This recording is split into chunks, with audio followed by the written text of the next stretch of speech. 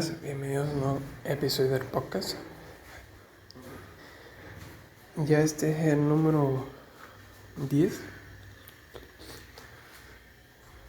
Ya vamos avanzando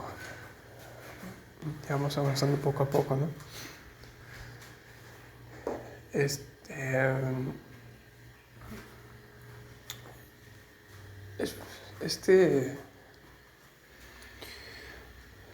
episodio lo quise hacer más que todo porque quería hablar más sobre un poco del arte, ¿no? Del arte histórico. O el arte que se quedó en la historia y el arte que tiene una historia que casi nadie conoce. Excepto en la anterior, que en la anterior dice Van Gogh prácticamente muy famoso. Pero en este quería hablar de otro tipo de personaje. Y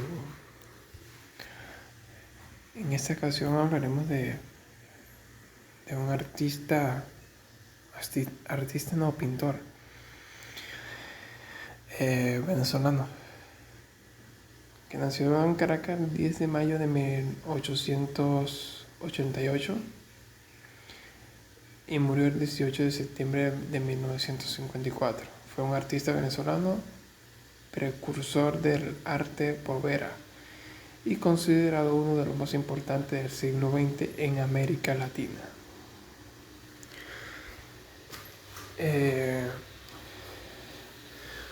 Este artista se llama Armando Julio Reverón Travieso.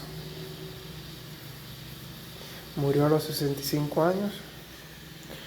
Su causa de muerte fue una embolia cerebral.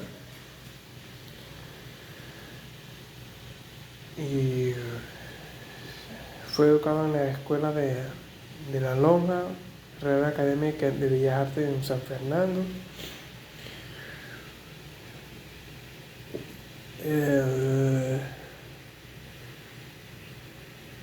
Tuvo una exposición internacional de París en 1937, medalla de cuarto en Centenario de Santiago de Chile, premio de John Bolton,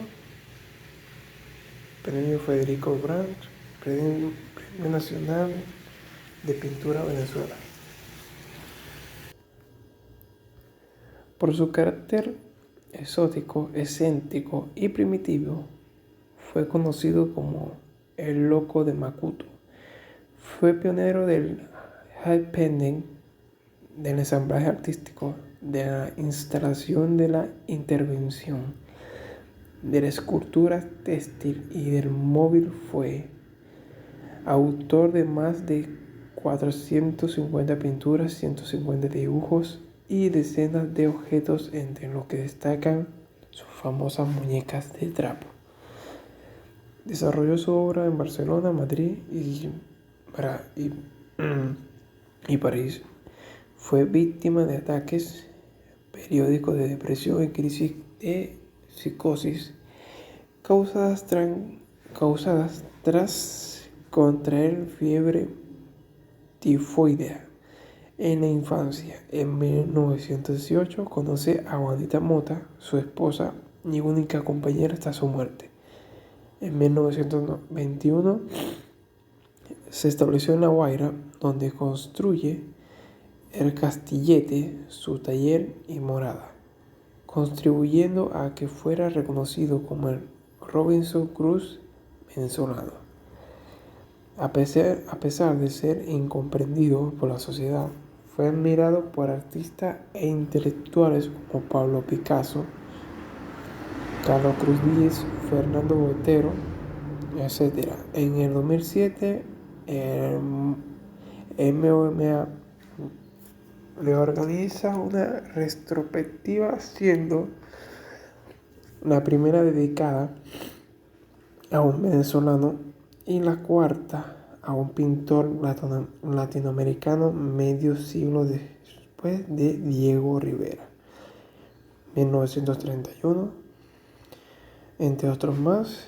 Falleció inesperadamente recluido en el sanatorio de San Jorge de Catia a los 65 años, luego de ser diagnosticado de esquizofrenia. Desde 2016, sus restos mortales reposan en el Panteón Nacional de Venezuela. Primeros años, 1989-1505. Armando Reverón fue un hijo único de Julio Reverón, Carmen Díaz y de Dolores Travieso. Nació el 10 de mayo de 1989 en la Quinta de San José, Puente Hierro, de la parroquia Santa Rosalía, Caracas. El 19 de mayo es bautizado en la iglesia de Santa Rosalía. Sus padrinos fueron el general Raimundo y Josefina Rivas. Su padre, Julio Reverón, proveniente de una reconocida familia caraqueña, fue general de las Fuerzas Armadas de Venezuela. Con un pasado misterioso, era un hombre alcohólico e inestable. Luego de heredar gran parte de la fortuna de su familia, se retiró del ejército y sin necesidad de trabajar, se costeó una vida de lujos y derroches. Criticado por sus hermanos por sus malos hábitos, se alejó de su familia.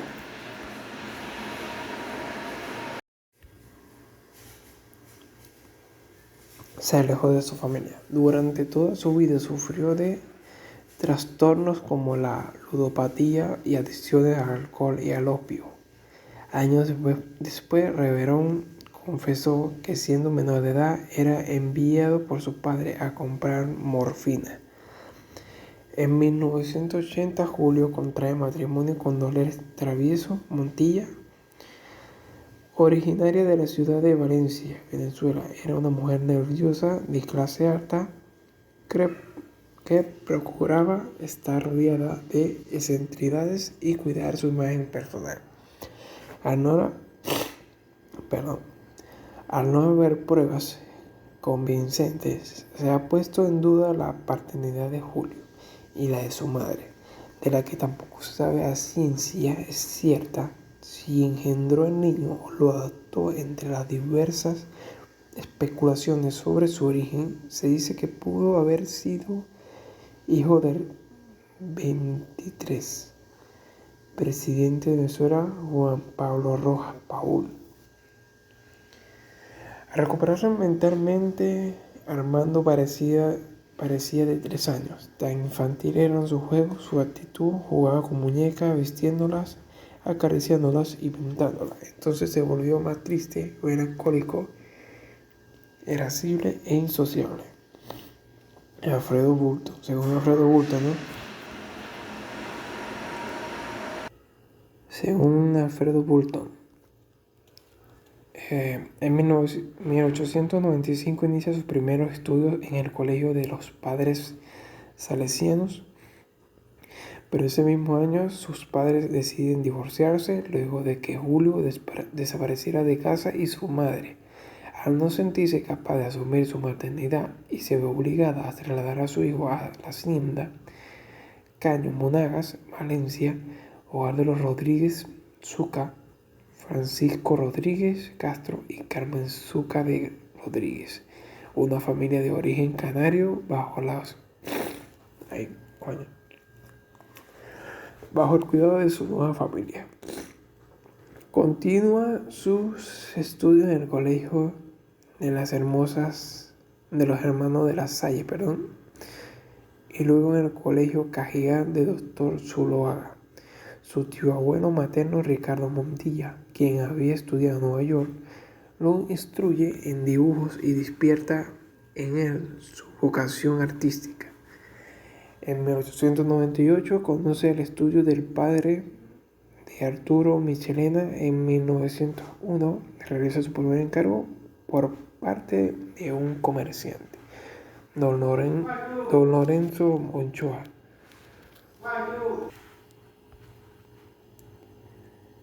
Don Lorenzo Ochoa, y copia La Casa de León de Eugenio de la Croix. En ese entonces, Reverón establece una estrecha relación con Josefina Rodríguez, hija de la pareja, quien la apreció como una hermana y determinó un verdadero cariño hacia ella.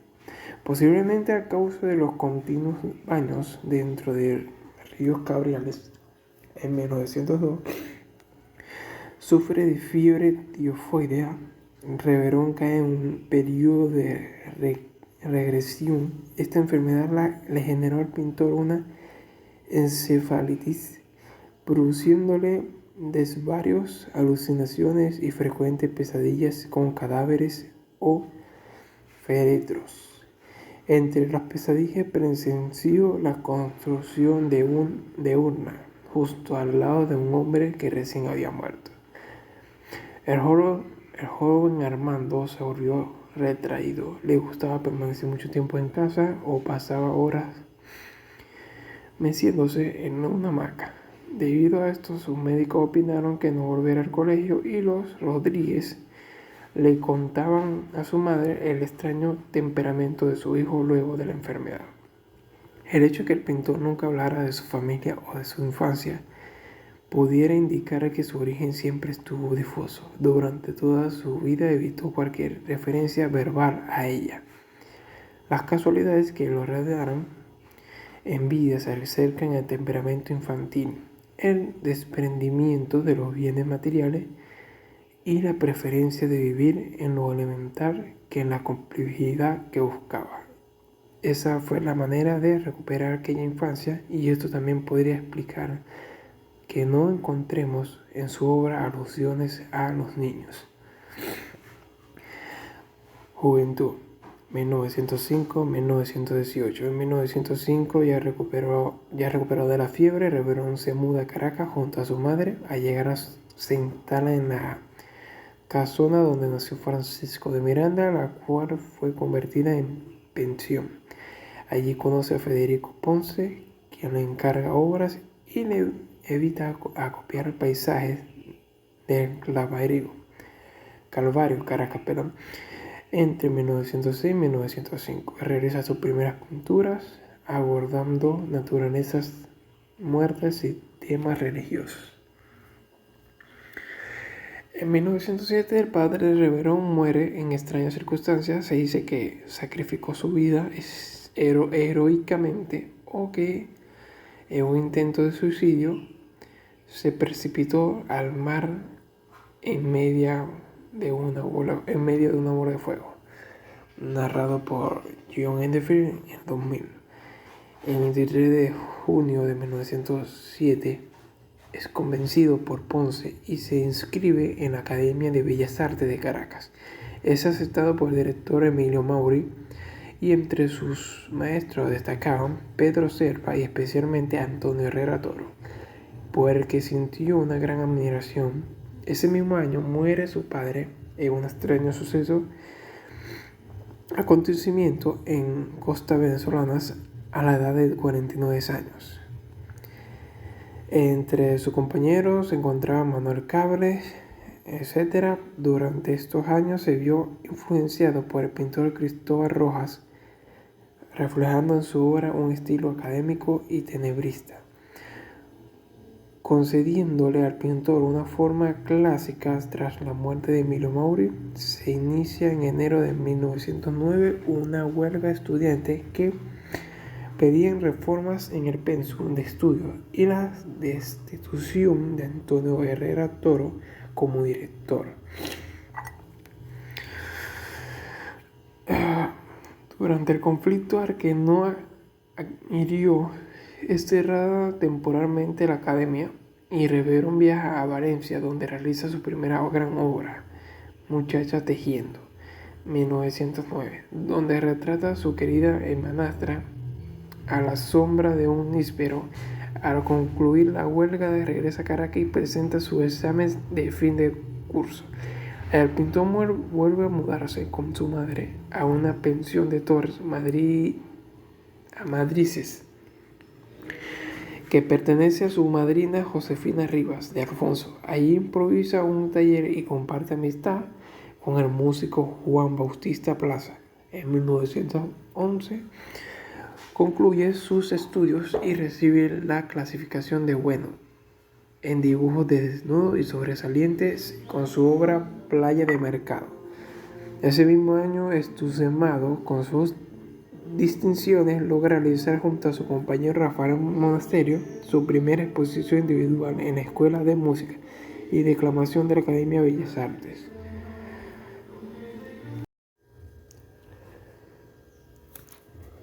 Gracias a su rendimiento y la intercesión de Herrera Toro, consigue una beca en la Municipalidad de Caracas para irse a continuar sus estudios por Europa.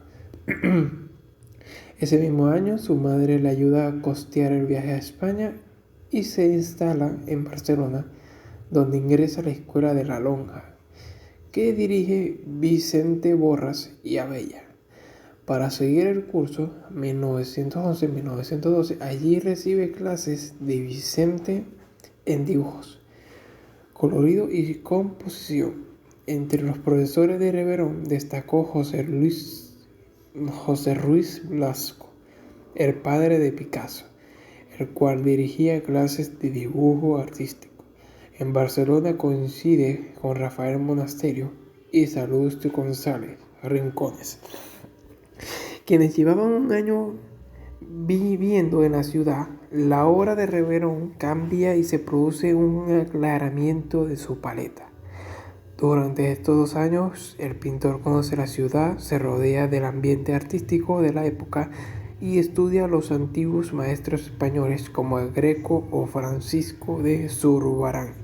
Al final de 1912, sin dinero, decide regresar a Venezuela con el objetivo de resolver asuntos relacionados con su manutención en el extranjero y unos terrenos que le habían sido dejados de herencia, los cuales hipoteca y revende.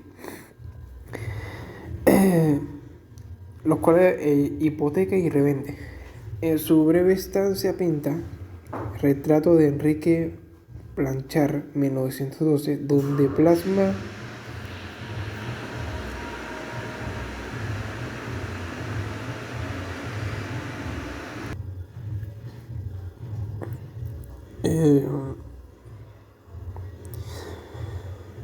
plasma al poeta con las influencias adquiridas del arte español. En ese año se funda en Caracas el Círculo de Bellas Artes Madrid.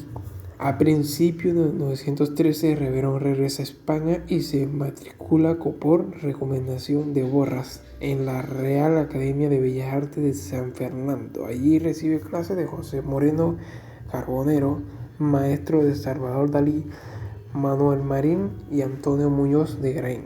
Este último lo estimula a pintar al aire libre y otorgar valor al carácter plástico de la obra. Se pasea por el Parque del Retiro y visita el Museo del Prado, donde se cautiva con las obras de Diego Velázquez, especialmente con las Meninas, y se siente una profunda admiración por el universo de Francisco de Goya. En sus tiempos libres se dedicaba a la lectura de los grandes del siglo de oro. Además de conocer la ciudad moderna, se interesa por las tradiciones y las costumbres, el folclore, las corridas de toro y la música flamenca, temas que tendrán presente en su obra y en sus futuras escenas teatrales. Durante su estancia tiene la ocasión de conocer a muchos artistas, entre ellos Santiago Rusiñol, entre otros. En septiembre participa en el primer salón anual del Círculo de Bellas Artes en Caracas y consigue el segundo premio en dibujo antiguo y ropajes de la Real Academia.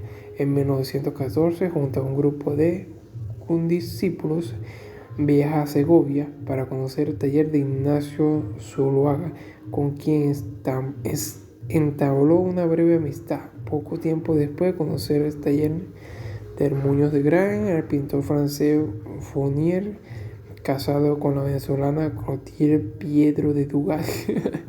La pareja los invita a Chantilly, donde vivirá durante 6 meses. París, luego de vivir en el norte de Francia, se traslada a la capital. En julio estalla la Primera Guerra Mundial y rentó un cuarto en la Rue Vivendi en España. Coincide con la colonia de artistas venezolanos, entre ellos Tito Salas y Carlos Otero. Se dedica a pintar con frecuencia al aire libre, disfruta de la vida bohemia y los cabarets por la noche. Asimismo, visita el Museo de Louvre, donde admira las obras de Edgar Degas y Paul Cézanne. Reverón permaneció indiferente ante la pintura transformadora que cambia la historia del arte. No se interesa ni por los artistas de la escuela del París como Midroni o Jagan. Vuelve a mudarse y esta vez se hospeda cerca de la Rue Vendôme. La ciudad tiene muchas cosas que ofrecerle, aunque apenas tiene la oportunidad de visitar los museos cerrados por la guerra. La situación en Europa se vuelve intensa y hay riesgo de bombardeo sobre la capital. El pintor le escribe una carta a su madre y ella le dice: o me manda a buscar o me tiro al Sena. En julio de 1915 parte de Nueva España, donde puede visitar el Museo del Prado, una gran retrospectiva dedicada a Goya. Poco tiempo después embarca a Venezuela. Bueno, y así Reverón siguió su carrera artística, ¿no? Su camino hacia la gran fama del mundo artístico que queda plasmado en la historia, aunque claramente muchos de nosotros no conocemos esta historia porque muchas personas, para poder conocer esta historia, deben tener como una admiración o tener la necesidad de ser parte del arte. Pero si eres de las personas comunes, es muy raro que sepas la historia de los grandes artistas que estuvieron alrededor del mundo. Claro, es que fueron varios, fueron muchos. Y la verdad que este fue uno de los más grandes de la época. Bueno, y hasta ahora sí se sigue reconociendo como uno de los más grandes. Ya dije la causa de su muerte. Él estuvo en un estado que podría decirse que lo llamaban loco prácticamente, que hacía cosas que no puedo decir ahora porque no lo...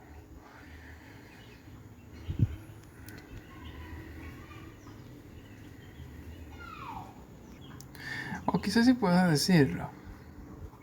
Muchas personas dijeron que su estado mental llegó hasta un punto que pintaba prácticamente con estiércol o heces de él mismo. Hacía escultura de muñecas y se las... le hacía el amor, prácticamente, por decirlo así. Son teorías y acusaciones que hicieron muchas personas de cómo quedó él antes de su muerte, del estado mental en el que estaba, según las personas que lo vieron, ¿no? Pero bueno, después de su muerte, en 1955 se organiza una exposición retrospectiva de su obra en el Museo de Bellas Artes de Caracas. Fue una muestra de 400 obras realizadas entre los años 1910 y 1954. Se llevó una selección realizada de estas obras en Estados Unidos. Fueron 55 obras que se representaron en el Instituto de Arte.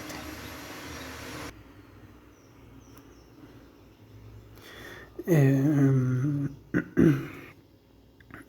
momento. Contemporáneo de Boston en diciembre de ese año y que se clausuró en octubre de 1956 en la Galería de Arte Corcoran de Washington. En 1960 se instituye la Bienal Armando Reverón. En el 2007 fueron expuestas aproximadamente unas 100 obras pictóricas en el Museo de Arte Moderno de Nueva York, coincidiendo con los 49 años de la muerte del artista. Ha sido la pionera de un artista venezolano en el MoMA y la tercera consagrada en un artista latinoamericano después del muralista mexicano Diego Rivera y del brasileño Cândido Portinari en 1932 y 1940 respectivamente. Última crisis y muerte. En 1953, cuando Manuel Cabré y Armando Planchart fueron a buscarlo para llevarlo al sanatorio, él se despidió de Juanita con estas palabras: Juanita, este rancho es tuyo. Me casé contigo porque quiero que todo esto se quede a ti. Pon el rancho de pies a cabeza, si así lo deseas. No te preocupes por mí, que yo creo que no debo volver más. Wow. 12 fueron los cuadros que realizó en el sanatorio. Su modelo eran los propios enfermos, las enfermeras o los jardines del hospital. Esto es lo que digo, que él no estaba en un estado mental cuerdo, por así decirlo, y hacía todas las cosas que le dije anteriormente. La última de sus crisis tiene lugar en 1953, siendo internado nuevamente en la clínica de Baez Finol, el mismo año en que le era concedido el Premio Nacional de Pintura. Confortado por este tardío estímulo, trabaja con ahínco para una exposición que había anunciado en el Museo de Bellas Artes, cuando le sobrevino la muerte mientras se encontraba en el sanatorio de San Jorge. La mañana del sábado 18 de septiembre de 1954, Reverón sufre una crisis de hipertensión arterial. Las enfermeras llamaron de urgencia al doctor Héctor Artiles Huerta, médico residente que acompañó al pintor en sus últimos días. En el estado grave y el pintor sufre una insuficiencia cardíaca. Para el momento, los trabajadores del sanatorio habían comunicado la situación a la prensa y a los medios de comunicación. A las 2:30 de la tarde, a consecuencia de la presión arterial, sufre una embolia cerebral que lo deja en coma. Horas más tarde, su corazón deja de latir y muere a las 6:45 de la tarde. Ay, coño. Pues sí. Es triste, ¿no? Demasiado triste. Justo ya cuando o sea, le entregó un premio, estaba siendo reconocido, y justamente en su momento de más brillar llega su hora. Es demasiado triste esta historia, como inspiradora para aquellos que quieran seguir el camino del arte y llegar a ser tan grande como él. Y es triste que muchas personas no conozcan su historia, y eso es lo especial de este capítulo. Nos vemos hasta la próxima. Chao.